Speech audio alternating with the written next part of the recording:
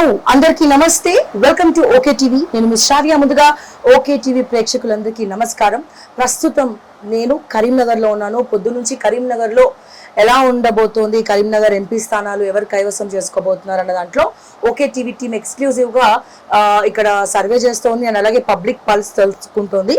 And ఈ సందర్భంగా చాలా కష్టపడి పొద్దు నుంచి బండి సంజయ్ గారి ఇంటర్వ్యూ కోసం ఎగ్జాక్ట్గా ఎదురు చూస్తూ ఉన్న మార్నింగ్ నుంచి. మొత్తానికి క్యాన్వసింగ్లో భాగంగా ఈరోజు ఇప్పుడు ఇంటర్వ్యూ చేస్తూ ఉన్నాను. సో చాలా అంశాలు అయితే ఉన్నాయి మాట్లాడడానికి. సో ముందుగా బండి సంజయ్ గారు నమస్కారం సార్. నమస్కారం. ఎలా ఉన్నారు? చాలా బాగున్నా. సో మొత్తానికి 46 degrees ఈ ఎండలో మీ ప్రచారం ఎలా జరుగుతుంది? మీరే ఉదయం చూసిండ్రు. అవును, ఎండ అట్లా ఏం సంబంధం లేకుండా ఏది పట్టుకోకుండా ఎన్నికలు కాబట్టి ప్రజలను కలవాల్సిన బాధ్యత ఉంది. ప్రజలకు ఇబ్బంది కాకుండా వాళ్ళని కలవడము, వారి ఓటును రిక్వెస్ట్ చేయడము, మనం ఏ విధంగా ఎందుకు ఓటారని చెప్పి వాళ్ళకి చెప్పే ప్రయత్నం చేయడము, వాళ్ళకి ఏ డౌట్స్ ఉన్నా వాటిని క్లియర్ చేయడము. కాబట్టి అట్లా అందరిని కలిసే ప్రయత్నం చేస్తున్నాం. ప్రజల నుంచి మంచి స్పందన కూడా ఉంది. ఆల్రెడీ గెలుపు మీదే అని అర్థమైపోతుంది మాకు. ఎందుకంటే మీ ఇంటి నిండా జనాలు, మీ ఆఫీస్ నిండా జనాలు, మొత్తం కార్యకర్తలు అందరు కలిసి ఉక్కిరి బిక్కిరి చేస్తున్నారు మిమ్మల్ని. ఏ రకంగా చూడొచ్చు దీన్ని? ప్రజా స్పందన ఆ విధంగా ఉంది. మోడీ గారిని ఎట్టి బస్సులో మూడోసారి ప్రధానమంత్రి చేయాలని చెప్పి ప్రజలందరూ ఆలోచిస్తున్నారు. కాబట్టి కరీంనగర్ పార్లమెంటు నియోజకవర్గంలో కూడా ఒక మంచి వాతావరణం నిర్మాణం ఉంది. ఎందుకంటే మోడీ గారిని ప్రధానమంత్రి చేయడంలో మా భాగస్వామ్యం ఉండాలి. తప్పకుండా మేము ఓటు బండి సంజయ్ గారికి వేస్తే బండి సంజయ్ గారు పోయి నరేంద్ర మోడీ గారికి ఓటు వేస్తారు. కానీ నరేంద్ర మోడీ గారు ప్రధానమంత్రిగా లేని దేశాన్ని ఊహించుకోలేమనేటువంటి స్థాయిలో వాళ్ళు ప్రజలు ఆలోచిస్తున్నారు. కాబట్టి కార్యకర్తలు, ప్రజలందరూ కూడా కష్టపడి పనిచేస్తున్నారు.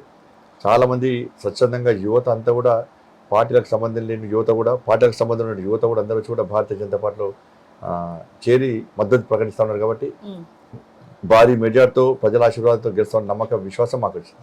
అంటే సార్ యాక్చువల్గా కొంతమంది పబ్లిక్ ని కలవగానే లీడర్స్ కి కొంచెం ఇరిటేషన్ వస్తూ ఉంటది. మీరు పొద్దు నుంచి ప్రతి ఒక్కరికి టైం ఇస్తున్నారు, ప్రతి ఒక్కరిని కలుస్తున్నారు. మళ్ళీ మీ ఫేస్ లో ఎక్కడ ఇరిటేషన్ కాదు కదా, ఓన్లీ నవ్వు తప్ప ఏం కనిపించట్లేదు. ఎక్కడి నుంచి వస్తుంది మీకు ఇంత పేషెన్స్? కోపం ఎందుకు రావాలి? ఇప్పుడు కార్యకర్తలు దేనికోసం వస్తారు? వాళ్ళకి మనం శాలరీ ఇస్తలేము. వాళ్ళు పార్టీ కోసం పనిచేయడానికి, పార్టీ గెలుపు కోసం వాళ్ళందరూ వస్తున్నారు. సిద్ధాంతాన్ని నమ్మి మోడీ గారిని ప్రధానమంత్రి చేయాలని చెప్పి, ప్లస్ పార్టీ గెలవాలని చెప్పి ఒక లక్ష్యాన్ని ఎంచుకొని వాళ్ళు కష్టపడి వస్తున్నారు. వాళ్ళు ఎండనక వాననక పార్టీ జెండా మోస్తున్నారు. వాళ్ళకి కావాల్సింది ఏంది? వాళ్ళు ప్రేమ ఆప్యాయత పలకరించడం, వాళ్ళు అడిగితే ఒక సెల్ఫీ దిగడం. అంటే అది చేయడానికి అదే బరువు అయితే ఇరిటేట్ అయ్యి వాళ్ళని కసురుకుంటే ఎవ్వరు రారు. పార్టీ వాళ్ళు పెట్టి పోకపోవచ్చు, వాళ్ళ ప్లేస్ వాళ్ళు పని చేసుకుంటూ పార్టీ కోసం పనిచేస్తూ ఉంటారు. కానీ వాళ్ళ ప్రోత్సాహాన్ని అందించాలి, వాళ్ళని ఉత్తేజపరచాలి, ఉత్సాహపరచాలంటే తప్పకుండా వారితో నవ్వుతూ, మాట్లాడుతూ, ఆప్యాయతగా పలకరించే ప్రయత్నం చేస్తేనే కార్యకర్తలు నాయకుడి దగ్గర ఉంటారు తప్ప లేకుంటే ఉండరు. అయితే మీరు గ్రౌండ్ లెవెల్ నుంచి ఎదిగారు, సక్సెస్ఫుల్ గా ఉన్నారు. మిమ్మల్ని అడ్డుకోవడానికి అంటే ఓడగొట్టడానికి శాయశక్తుల చాలా మంది ప్రయత్నిస్తా ఉన్నారు. అది వేరే పార్టీ వాళ్ళు ఉండొచ్చు, లేకపోతే మీ సొంత పార్టీ వాళ్ళు ఉండొచ్చు. ఆల్రెడీ 70 మంది ఇక్కడ ఉసిగొల్పినట్టు తెలుస్తోంది కరీంనగర్ లో మీ మీద దుష్ప్రచారం చేయడానికి, డబ్బులు ఇచ్చి మిమ్మల్ని ఓడగొట్టే ప్రయత్నం చేయడానికి. నిజమేనా? మా పార్టీ వాళ్ళు ఎవరు ఉండరు. మా పార్టీ వాళ్ళు అట్లా చేస్తారని అనుకుని అట్లా చేయరు కూడా. వేరే పార్టీ వాళ్ళు ఎవ్వి చేసినా కూడా ప్రజలు ఆల్రెడీ భారతీయ జనతా పార్టీ పువ్వు గుర్తు ఓటు అని చెప్పి అలా నిర్ణయించుకున్నారు. దాన్ని మార్చాలంటే ఎవరి తరం కాదు అది. సరే, మభ్యపెట్టి మోసం చేసి ఏదో ప్రజలను తప్పుదారి పట్టించే ప్రయత్నం చేస్తే 1%, 1.5% మార్పు వస్తుంది కావచ్చు. అది ఇలా కాంగ్రెస్ పార్టీకి, బీఆర్ఎస్కు నాకు చాలా తేడా ఉంది. బట్ ఏ సర్వే ఇచ్చినా కూడా ఇవాళ భారతీయ జనతా పార్టీకి అనుకూలంగా ఉన్నది. కాబట్టి మనం ఇవి చేసినా కూడా రాజకీయాలు ఉన్నప్పుడు విమర్శలు, ప్రతి విమర్శలు కామన్గా ఉంటాయి. అవి కూడా పొలైట్గా ఉండాలి. కానీ ఎదుటి వ్యక్తిని ఓడగొట్టాలంటే అడ్డదారులు దొక్కే ప్రయత్నం చేస్తే ఇవాళ ప్రజలు దాన్ని గుర్తిస్తారు. ఏ విధంగా గుణపాఠం చెప్పాలో ఆ విధంగా గుణపాఠం చెప్తారు. కాబట్టి ఏదైనా కూడా ప్రజాస్వామ్యబద్ధంగా ఒక ప్రశాంతమైన వాతావరణంలో ఇలా ఎన్నికల్లో పోటీ చేయడం, గెలవడం ఉండాలి తప్ప ఈ కుట్రలు, కుతంత్రాలు ఇవన్నీ చేస్తే ప్రజలు దాన్ని గుర్తించదాన్ని. ఏ విధంగా గుణపాఠం చెప్పాలో ఆ విధంగా పక్కకు గుణపాఠం చెప్తారు. నేను పార్టీని నమ్ముకున్నా, మోడీ గారిని నమ్ముకున్నా, మేము చేసిన అభివృద్ధిని నమ్ముకున్నా, కరీంనగర్ ప్రజలను నమ్ముకున్నా, మా కార్యకర్తలను నమ్ముకున్నా. కాబట్టి వాళ్ళే నా బలం, వాళ్ళే నా బలగం. బీసీ రిజర్వేషన్ తోటి మిమ్మల్ని తిప్పికొట్టే ప్రయత్నాలు జరుగుతా ఉన్నాయి.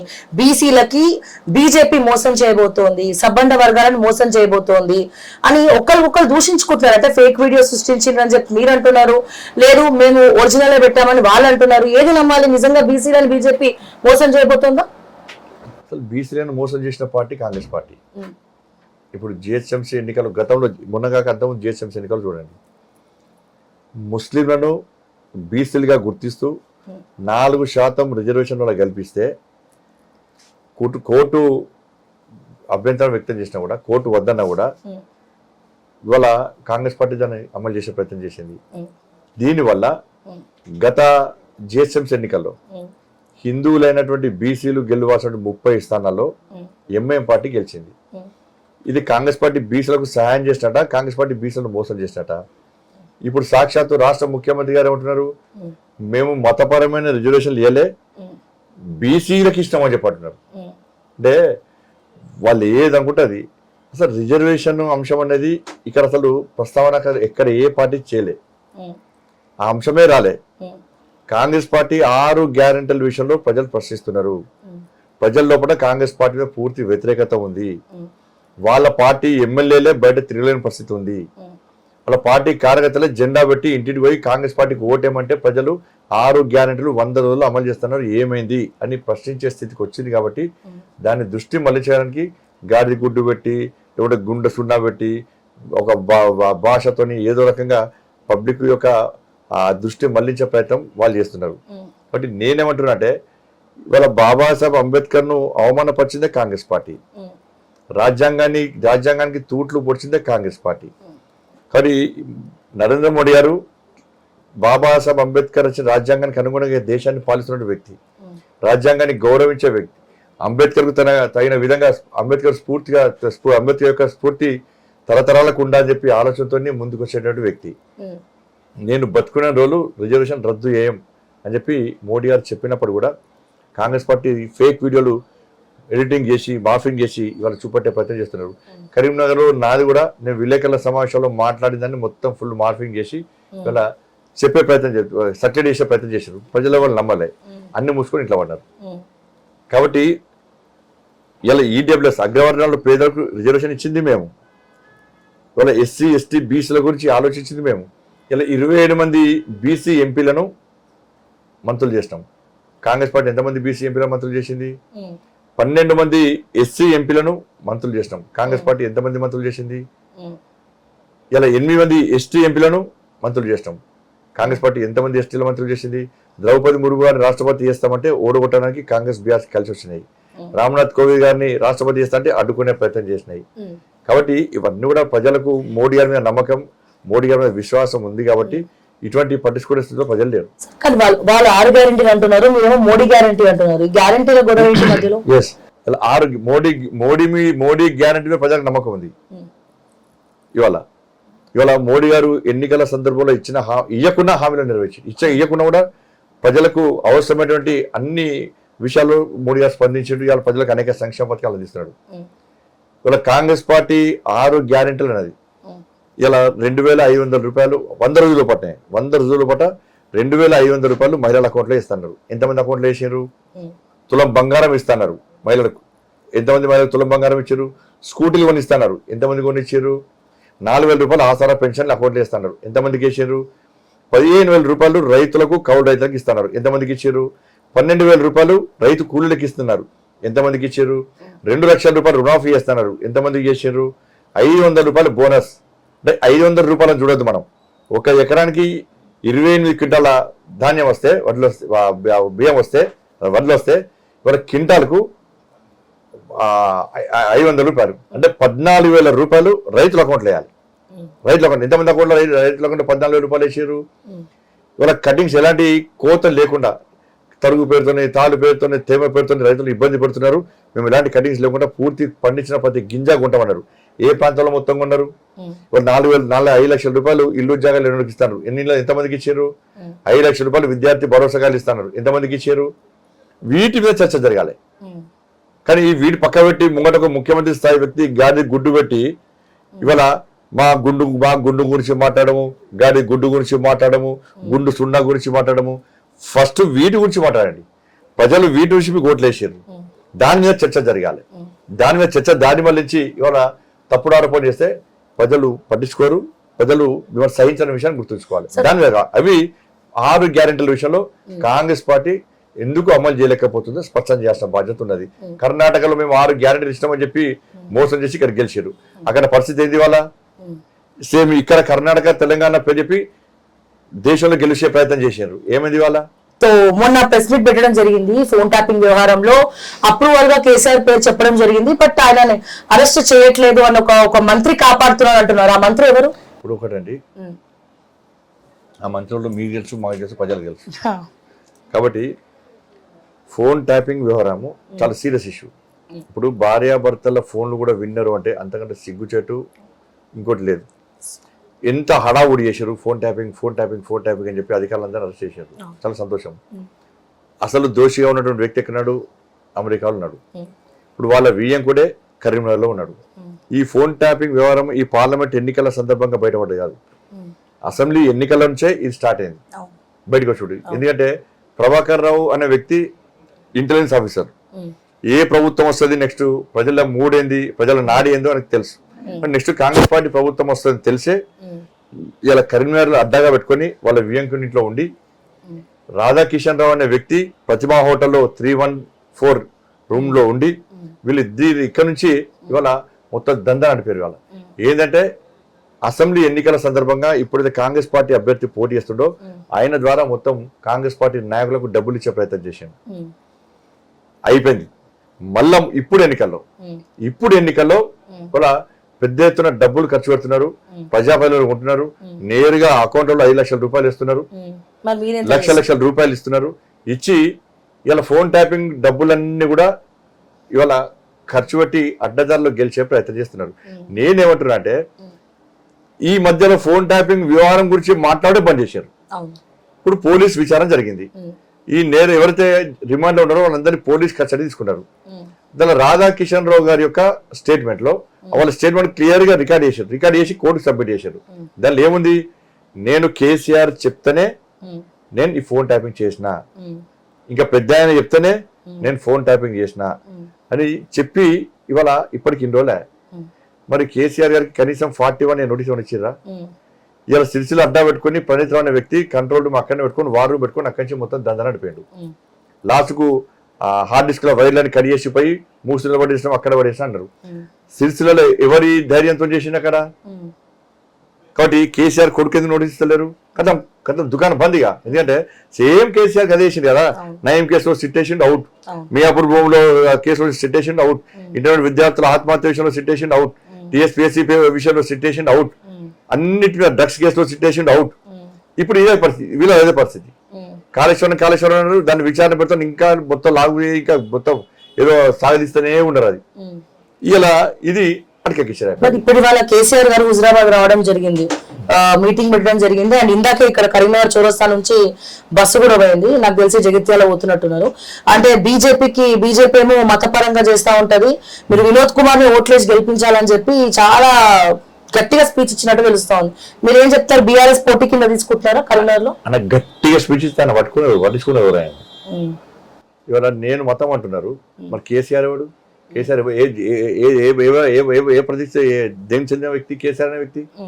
కేసీఆర్ గారు ఏమాట్లాడారు? గిట్ల దింపి బియ్యంలో పసుపు కలిపితే అక్షింతలు అవుతాయా అన్నాడు.